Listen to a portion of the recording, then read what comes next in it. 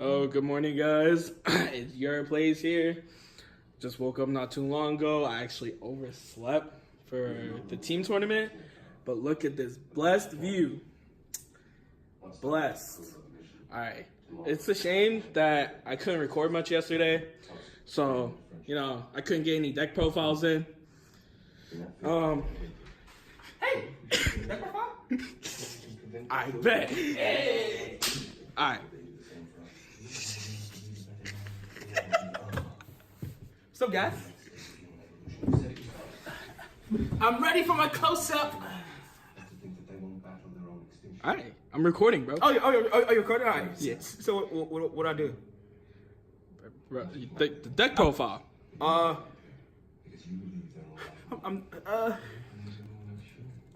This is the deck.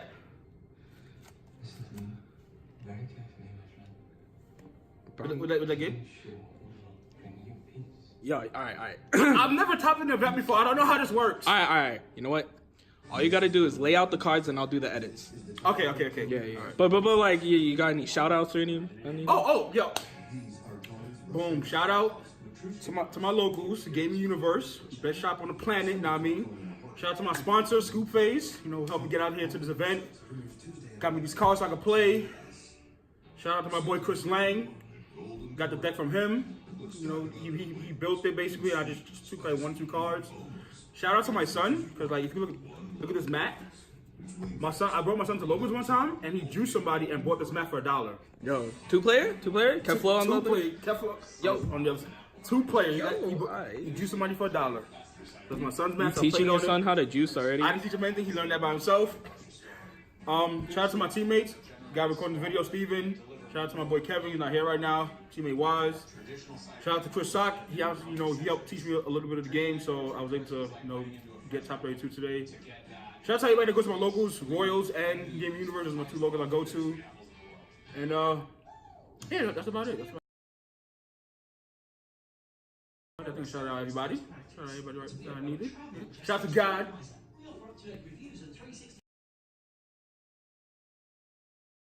You see him? Yeah, they shout out to that man. Shout out to my mama, because she got us this nice hotel suite. Well, it's kind of dirty right now. Yeah. It's like 6 guys in here. Yeah. And 12 girls. Yeah. 12 girls. 2 for each, right? Yeah. Well, cut that. I got a girlfriend. You got a girlfriend. cut that. Only 8 girls. 8 girls. 8 girls, bro. Yeah. 8 girls. Keon and I didn't get in. We slept. We slept together. No homo. Yeah. But yeah, the event was great. Like, I actually had a lot of fun. I usually hate long term because I used to play Yu-Gi-Oh before, and it was just so stressful just playing. And it's like, but this card game is just so fun. Even with like some of the cards they print that everybody doesn't like, and the decks being so linear, it's still a fun card game nonetheless. And I had a great weekend. I'm supposed to go to team tournament today, but the trip getting up here was such a mission that I slept like 2 hours for the past 2 days, and I just need to sleep. So I just slept for like 10 hours, and now I feel well rested. And I heard my man out here making a video. He wished he could get a deck profile. So surprise. Yo, bro, I feel you, bro. I had no sleep. Like I got no sleep. Bro, we're not slacking. We just tired. I swear. Tired, bro. Yeah. Super tired. But yeah, I'm gonna get into the deck profile right now. Alright, so let's get into the deck profile. Alright, so as I said before, I played Shenron Gogeta, so my leader Dragon Ball. If you don't know what it does on the front side, once per turn, you can search your life or your deck for 2 Dragon Balls and add them to your hand, up to 2. And when you have all 7 in your drop area, you flip it over, it becomes Miraculous Arrival Shenron. Once per turn, you can activate 1 of 3 abilities. You can either draw 1 card, you can activate the Desire card, which is equal or less energy than you have for free. Or if you remove all 7 Dragon Balls from the game, you give 1 card plus 10k power and triple attack, and at the end of the turn, it flips back over. Very, very strong leader, which is why obviously almost everyone decided to play it, or something that can counter the deck. Into the list, we of course played Gogeta 7-drop, Gogeta Hero Revived. The card is busted. You can bring it out on turn 5 if you Union Fusion for it. When it comes down, if you have Sparking 10, you can crit yourself 1 life to make your opponent shuffle the entire hand back into the deck and then draw 3 new cards. So as long as, even if your opponent is getting out of hand with drawing too many cards and they have a lot of advantage, it's basically a cell chain that resets it. And it's worse than cell chain because they don't get to choose what cards they keep in their hand. They basically have to hope that they get, you know, cards they need to defend. And for the most part, whenever I summoned it, I wouldn't attack that turn if I didn't have the ability to give it crit. I would just summon it, just get my opponent down to 3 cards so that they have a small hand to play with, and it helps me, you know, regain control of the game. Also, I played 3 5-drop. Ultimate Fusion Gogeta. When you bring this guy out, you draw 2 cards and you take 2 cards from your opponent's battle area and put it on the bottom of the deck. It's board removal. It has double strike. For the Gokus and Vegetas I used to Union Fuse, I played 4 of the vanilla Goku. Just a 2-drop 20k power. In order to Union Fuse, if you don't know, you have to have the same power level between the Vegeta and the Goku that you use. So that's why I chose to play the 2-drop vanilla to go with the at all cost Vegeta. I played 4 of them as well. When you summon this card to the board, you draw 1 card, untap 1 energy, and if you have at least 5 energy, you can take 2 cards from your life, add it to your hand. You can pop 1 card on your opponent's side of the field, and it gains 3k power, sorry, for every energy you have, and it gains triple strike. So you can, if you don't want to use the Gogeta 7-drop to go for a game, you can go for a game with at all cost Vegeta and Shenron Figure of Majesty, which is coming up next. Of that, I played 3. 4 seemed like a bit too much, and also with Borgos coming out, you didn't want to see it always because almost everybody was playing Borgos, either main or side. If they weren't playing blue, they were siding the blue package if they ran into Storm, and it also works against this deck, so you can't use 4-drop Shenron to untap energy. I honestly mainly used it just to revive Borgos in matches where it was useful, like in a Storm matchup where they kept trying to kill the Borgos. I just keep using to bring it back so they couldn't untap energy the way they wanted. Or if I had to bring back Striving Goku, I would use it for that as well. Next up, I played 4 super combos. Obviously, it's the black one. It's Sparking 5, which is very easy to get in Shenron. Usually by turn 2, if you have 1 Dragon Ball in the open hand, turn 2 you'll be awakened guaranteed, or turn 3 you'll be able to use your super combos. Next up, I main deck 2 Dende new to the job. This was for the mirror match, which I played 3 of in the 8-round tournament. I mained it because I was hoping people wouldn't expect it, and round 1 my opponent wasn't. I'll get to that later when I do the my review of what my matchups were, but I'm definitely glad I made it for the event. It definitely came in clutch. Next up, I ran 4 of the new Burnished Bonds Borgos. What it does is, during your opponent's turn, if they try to untap energy with energy that's not their leader ability, Awaken skill, then you take 1 of the energy and you put it in the drop area. It's once per turn, so what some people were doing is if they had multiple untapped, they would just, you know, take the loss of the 1 energy if they were trying to go for game and then just go off anyway. But if you have multiple leads on board, it makes it so that they can't use any of their unyielding, the centipedes on their turn. Certain leaders' effects it hurts also, which is why I'm not a fan of the silver bullet cards like this, because it unintentionally hurts cards that, you know, it didn't need to.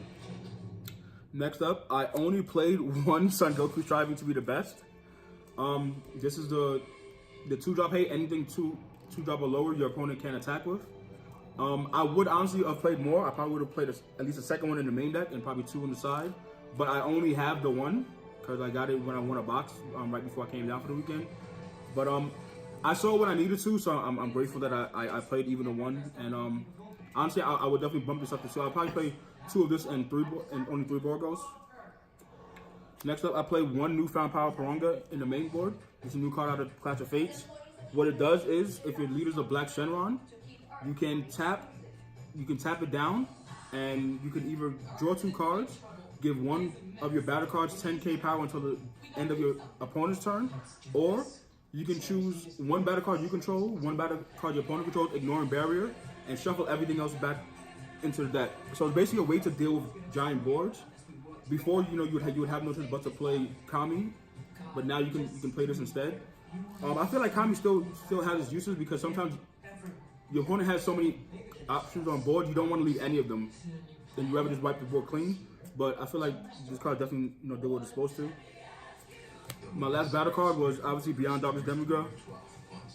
This card is a must play in this deck. Like in the tournament, I want to say 2 of my matches, I was able to drop Beyond Darkness Demigod and give my one of my cards triple attack beforehand, and it was like guaranteed winning the game from there. But this card definitely did what it was supposed to. Next up, I'm going to get into my extra cards because that's all the battle cards. It senses your movement and automatically adjusts to keep you both comfortable. It's our weekend special. I played 4 objection. You want to see it, like, yes, late game I hate drawing this card, but early game I'd rather guarantee that I see it early, and by playing 4 I always did that. And then if anything I just charge the extra ones. And sometimes, because I know my opponent will be playing Dende, I will try to get off as many objectives as possible, because if they're not playing a Shenron mirror match where they can keep bringing back Dende, if my opponent Dende's me once, it's not a problem, because if I objection multiple times, the Dende only really stopped 1 objection, and I'm still far ahead of my opponent anyway. Next up, I played 4 negates. I played the Power Burst. Some people were playing Reach Coercion. I didn't really like it. I preferred Power Burst because I was able to tap out on my turn and play on curve if I needed to, and then still be able to negate because I was guaranteed to have a Sparking 5 by at least turn 2, turn 3. And so I'd always be able to have the defense when I needed it. Next up, I played 3 World Peace. A lot of people were playing 2. They were telling me I should have cut 1, but I'm glad I played the 3rd. But for a lot of people playing Janemba to counter Shenron, I didn't want to mill all my pieces and not have a way to recur anything. Because if you mill all your pieces and you can't play anything, then you're almost guaranteed going to lose that matchup. So I'd rather have the 3rd one in. And honestly, in hindsight, I probably would have sided the 4th one for the Janemba matchup, even though I only lost to it. I didn't lose to it all weekend, but just having the ability to have all your big battle cards in drop area and then recur them when you need was definitely useful. I only played 2 Sensu Bean in the main deck. It was only there if I ran into anything aggro and I just wanted more defense besides the negates. I honestly didn't really use Sensu Bean all weekend except for round 8. I didn't have to defend against aggro at all that much, so 2 Sensu Bean in the main was fine. The other 2 are obviously in the sideboard because I'm not, retarded. And finally, 7 Dragon Balls. Before the event, I was playing 1-star ball, but because we have Borgos, I didn't want to have my turn 1 be conflicted. I wanted to always be able to either play the Borgos on turn 1, play Objection turn 2, and so on and so forth. If I had the 1-star ball, I would have to decide, do I want to play the 1-star ball or do I want to play the Borgos? And then turn 2, Objection or play the 1-star ball if I did it that way. So I just cut the 1-star ball and I just played 7 Dragon Ball, and it worked out perfectly fine that way. Now I'm getting to the sideboard. My sideboard is complete garbage, so don't pay too much attention to it. I sided 3 Konoha. Obviously if there are any yellow decks playing Shugesh. In hindsight, I probably wouldn't even side this card because my logic for not siding it would be that everybody is aware that this card exists. So most of the yellow decks are only going to play one Shugesh in the main if they're a high level competitor, unless they just you know what, I'm just gonna go all in and play 4. Yeah, it's like whatever, y'all know you got it, and it's like, yeah, you can do that and guarantee win game 1, but then they play Konoha and lose. So but realistically, there wasn't even that many Broly players. Yeah, I heard there were some, but I didn't see any. I only saw Shugesh once the entire tournament, and that match, I didn't even side into Konoha because I knew that he would only have 1, and it's like if you draw the 1, you draw the 1, but. It's not worth taking up like 2 to 3 space to fit in your deck just for 1 Shugesh card. Yeah. Next, I sided 2 more Newfound Power Purunga. The card is amazing in anything that's aggro, like I said before, that spams the board. So I put the 2 extra in the sideboard so I could just anything that wasn't a mirror match. I took out the Dendes because nobody was really playing Objection, and I put in the 2 Newfound Power. And 3 in total because yeah, I have the SPR in my main deck. It helps when I'm siding, so I know this is the one I keep in. Okay. Next up, I sided 2 Crisis Crusher Son Goku. I probably would have mained it. I did see a lot of Shenron players maining it. This came in every time I played against a mirror match so that I can get rid of Borgos on this side of the board. Because all it would do is summon the Borgos and pass and just leave it there. And it would hinder me trying to use my 4-drop Shenron. And so this came in. I also put it in versus Janemba because they're blue, so I knew they were going to play the 1-drops as well. Next up, the other 2 Sensu Bean. Obviously, if I played any Storm, that's coming in. Played anything that's too aggro where I need to get my lead up to 15k on Awaken or 20k Awaken, then I put that down and It makes my opponent have to waste cards if they want to combo over, and then they lose advantage that way. Next up, I sided 3 Mafuba. That's obviously for a mirror match. Anything that's going to play big drops on the board. They try to give Shenron triple attack, anything. I also sided versus Janemba, surprisingly enough, because a lot of people would, even if I didn't side it, people were scared of Mafuba anyway, so they would bring out their 4 drops, and they wouldn't swing, they would just put it back in the deck because they didn't want to get Mafuba, and they wanted to guarantee they were able to get their mill off. And so I put it in anyway, and I actually caught a few of the 4 drops, the Demon Sword, and it definitely helped win those matches. I sided a third Dende, for the mirror match, obviously, or anything else that would play objection.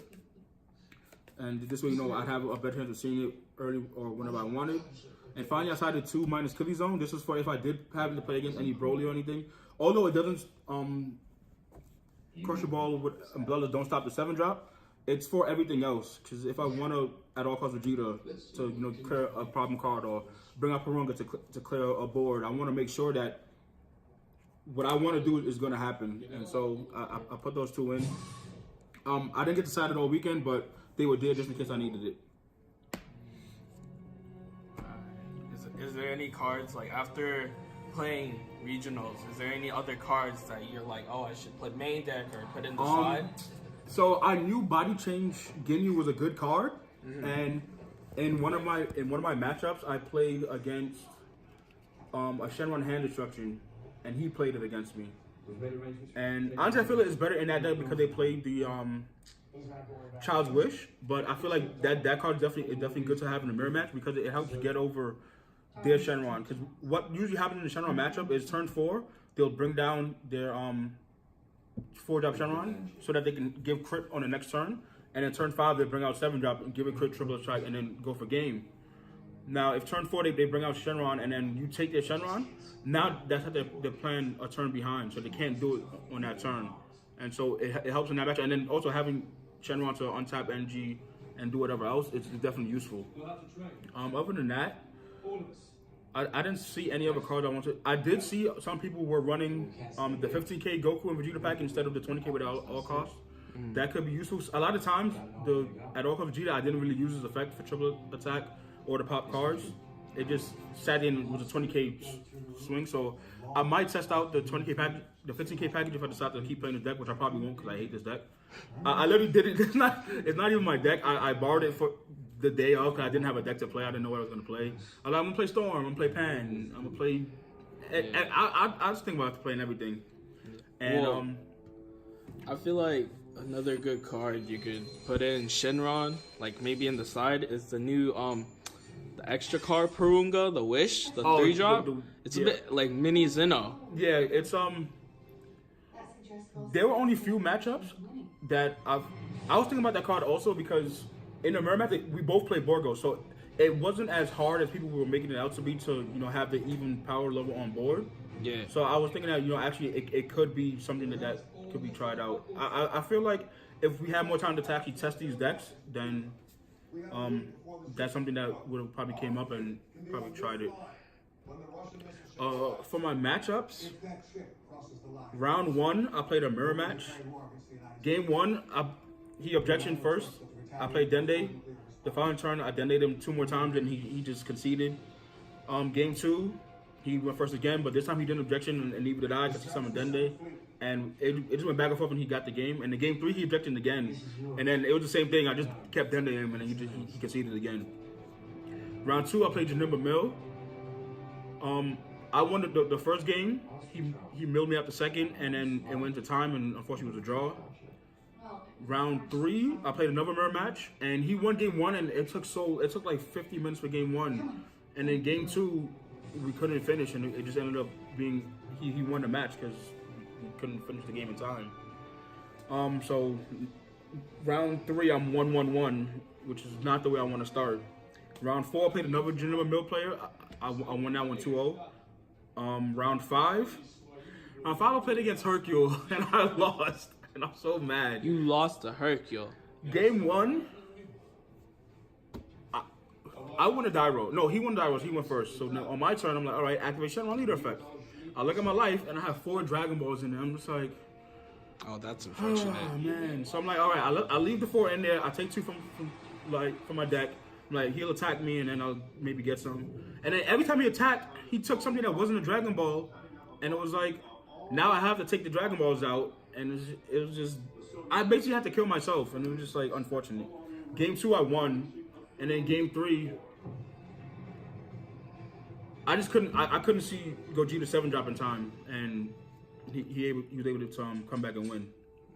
So now round 5, I'm X2-1, and I'm like, I don't even feel like playing the next 3 rounds because if I lose 1 round, then I waste the time for all 3 rounds. I'm like, but I played anyway. So round 6, I played against Shenron Hand Destruction, and we were both like, yo, I don't want to win because then I gotta play 2 more rounds, and if I lose, then it's like I'm wasting my time. And so we just having a good time, and I won 2-0. That game was somebody next to me knew him. He was like, yo, you about to get stomped, bro. Because I played that guy. The person next to me was the person I lost to in the mirror match earlier. He was like, yo, you're gonna get stomped because he said I know how to play. And I literally won 2-0. I was able to bring out 7-drop Gogeta and bring out Demigirl in 1 turn, game 1 and 2, and it was 2-0. And then round 7, I played another Janemba. I'm not gonna get into it, but I feel like I'm just not gonna get into it because it was a lot of shady business that happened that round. The judge had to be called, and the guy got a warning and time restriction and all that. But it was another Janemba player. I beat him 2-0. And then round 8, I had to play against a Frieza Storm deck. It was the Frieza from set 1 that you pop a 1-drop Frieza's army. And the golden Frieza. Yeah, golden Frieza. Yeah. I didn't play during that format. Yeah, golden. So I was nervous. I didn't know what I was going to side against that deck because I'd never seen it before. I didn't play back in that time. And so, luckily, and this is what I was saying about Silver Bullet cards, I had Borgos, and Borgos shuts off their leader ability. They can't untap energy because then it pops because it's not an awakening skill. Yeah. And so me having Borgos actually helped me out in that matchup. So game 1, I won just because I had Borgos and I had the Striving, so he couldn't attack. And every time he tried to play Biding, I would just save my Power Burst for his leader swing so that he couldn't do anything else. And in game 2, I couldn't see the 2-drop Goku, so he just kept swinging with his Bardock and Gotens. And then the game went down to the wire, but he brought out, what's that 7-drop that they played? Tyrant.